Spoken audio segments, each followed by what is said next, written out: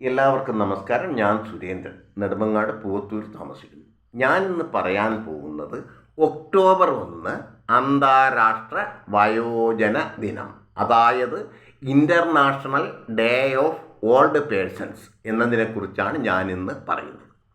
പ്രായമായവരോട് മോശമായി പെരുമാറുന്ന രീതി ഗണ്യമായി വർദ്ധിച്ചുവെന്ന് ലോകാരോഗ്യ സംഘടനയുടെ പഠനങ്ങൾ വ്യക്തമാക്കിയ സാഹചര്യത്തിൽ പ്രായമായവരെ ആദരിക്കുന്നതിനും അവർ അഭിമുഖീകരിക്കുന്ന പ്രശ്നങ്ങൾ പരിഹരിക്കുന്നതിനുമായി ഐക്യരാഷ്ട്രസഭയുടെ ജനറൽ അസംബ്ലിയാണ് ഒക്ടോബർ 1 അന്താരാഷ്ട്ര വയോജന ദിനമായി പ്രഖ്യാപിച്ചത്.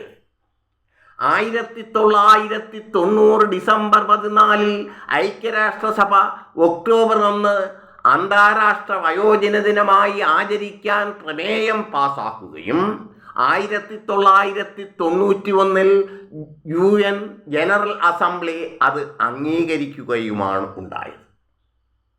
ജീവിതത്തിൻ്റെ നല്ലൊരു ഭാഗം കുടുംബത്തിനും സമൂഹത്തിനും വേണ്ടി വിയർപ്പൊഴുക്കിയവരാണ് വയോജനങ്ങൾ. പ്രായമായവർ അറിവിൻ്റെയും അനുഭവത്തിന്റെയും കാര്യത്തിൽ ഒരു വിജ്ഞാനകോശമാണ്. വീഴ്ചകളിൽ നിന്നും പാഠങ്ങൾ പറഞ്ഞു തന്ന് നമ്മെ ഉയർത്തെഴുന്നേൽപ്പിക്കാനും അവർക്ക് സാധിക്കുന്നതിനാൽ പ്രായമായവർ നമുക്ക് ചുറ്റും ഉണ്ടാകുന്നത് ഒരു അനുഗ്രഹമാണ്, അല്ലേ? എല്ലാവരും വൃദ്ധരാകാമെന്നൊരു വകതിരിവില്ലാതെ ചോരത്തിളപ്പാൽ പൊല്ലാവാക്യം വയസ്സേറിന സുഹൃതികളിൽ ചൊല്ലൂർ മൂടരത്രേ, അല്ലെ? എല്ലാവരും വൃദ്ധരാകാമെന്നൊരു വകതിരിവില്ലാതെ ചോരത്തിളപ്പാൽ പൊല്ലാവാക്യം വയസ്സേറിന സുഹൃതികളിൽ ചൊല്ലുവോർ മൂടരത്രേ എന്നാണല്ലോ പറഞ്ഞിട്ടുള്ളത്. 2024 സന്ദേശം അല്ലെങ്കിൽ തീം എന്നത് ഏജിങ് വിത്ത് ഡിഗ്നിറ്റി, അന്തസ്സോടെ ഉള്ള വാർദ്ധക്യം. അന്തസ്സോടെ വാർദ്ധക്യം എന്നുള്ളതാണ് ഈ വർഷത്തെ സന്ദേശം. വാർദ്ധക്യം മനുഷ്യ ജീവിതചക്രത്തിലെ അവസാനത്തേതാണ്.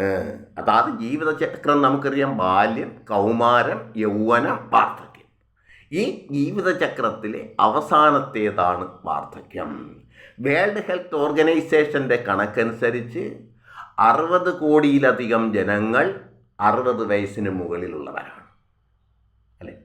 ഈ വൃദ്ധജനങ്ങൾ നമ്മുടെയെല്ലാം എങ്ങനെയാണ് സ്നേഹിച്ചിരുന്നത് എന്ന് നമുക്കറിയാം, അല്ലെ? അതുകൊണ്ടാണ് പറഞ്ഞിട്ടുള്ളത്: മുട്ടുകുത്തി കളിച്ചോമൽ പുഞ്ചിരി കൊഞ്ചൽ പൂണ്ടിടും പുത്രനെ തൻ ഗ്രഹേൽ കാൺമാൻ പുണ്യവാനേ തരം വരൂ എന്ന് ചിന്തിച്ചിരുന്നവരാണ് ഈ വയോജനങ്ങൾ.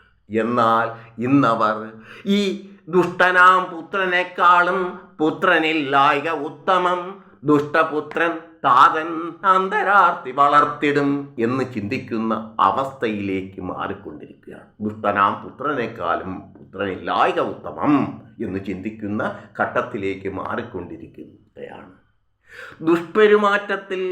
ദുഷ്പെരുമാറ്റത്തിന് വിധേയമാകുന്നവരിൽ ഏതാണ്ട് 80% പേരും അവരുടെ സ്വന്തം കുടുംബാംഗങ്ങളിൽ നിന്ന് തന്നെയാണ് പെരുമാറ്റ ദൂഷ്യം അനുഭവിക്കുന്നത് എന്ന് സർവേയിൽ നിന്നും വ്യക്തമാക്കുന്നതാണ്.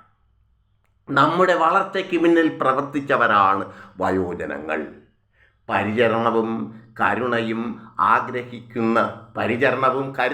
ആഗ്രഹിക്കുന്ന വയോജനങ്ങൾക്ക് താങ്ങായി നിൽക്കേണ്ടത് സാമൂഹിക ഉത്തരവാദിത്വമാണ്, കടമയാണ്, അല്ലെ? ഇത് സാമൂഹിക ഉത്തരവാദിത്വമാണ്. ജീവകാരുണ്യം ഉണ്ടായാൽ ഈശഭക്തി വളർന്നിടും, ഭക്തിയാൽ ജ്ഞാനമുണ്ടാകും, ജ്ഞാനം മോക്ഷത്തെയും തരും എന്നാണല്ലോ പറഞ്ഞിട്ടുള്ളത്, അല്ലെ? ജീവകാരുണ്യമില്ലാതെ കേവലം സ്വാർത്ഥ ബുദ്ധിയായി മേവിടുന്ന പുമാൻ ഭാരം ഭൂവിനേകുന്നു നിഷ്ഫലം. ജീവകാരുണ്യമില്ലാതെ കേവലം സ്വാർത്ഥ ബുദ്ധിയായി മേവിടുന്ന പുമാൻ ഭാരം ഭൂവിനേകുന്നു നിഷ്ഫലം, അല്ലെ? ഔദാര്യ മാനസ പുഷ്ടി പ്രാപിക്കും, തണുപ്പിക്കുന്നവന് തണുപ്പ് കിട്ടും എന്നാണല്ലോ പറഞ്ഞിട്ടുള്ളത്. ഇന്ന് വാർദ്ധക്യത്തിൻ്റെ അവശതകളിലേക്ക് നീങ്ങിത്തുടങ്ങിയവരോട് ചേർന്ന് നിൽക്കുക എന്നത് നമ്മുടെ കടമയാണ്, ധർമ്മമാണ്. ധർമ്മം എന്നതുകൊണ്ട് ഞാൻ ഉദ്ദേശിച്ചത് മനുഷ്യൻ സഹജീവികളോടൊപ്പം തേടുന്ന മൂല്യങ്ങളുടെ ആകെത്തുകയാണ് ധർമ്മം കൊണ്ട് ഞാൻ ഉദ്ദേശിച്ചത്, അല്ലേ? അതായത് മരിച്ചിടുന്ന നേരത്തു മാശു പിമ്പേ തിരിച്ചിടും ധർമ്മമതാണു ബന്ധു, മറ്റുള്ളതെല്ലാമിക ദേഹനാശം പറ്റുന്ന കാലത്തു നശിച്ചിടുന്നു, അല്ലെ? മരിച്ചിടുന്ന നേരത്തു മാശു പിമ്പേ തിരിച്ചിടും ധർമ്മമതാണു ബന്ധു, മറ്റുള്ളതെല്ലാമിക ദേഹനാശം പറ്റുന്ന കാലത്തു നശിച്ചിടുന്നു. നിർത്തുന്നു. നന്ദി, നമസ്കാരം.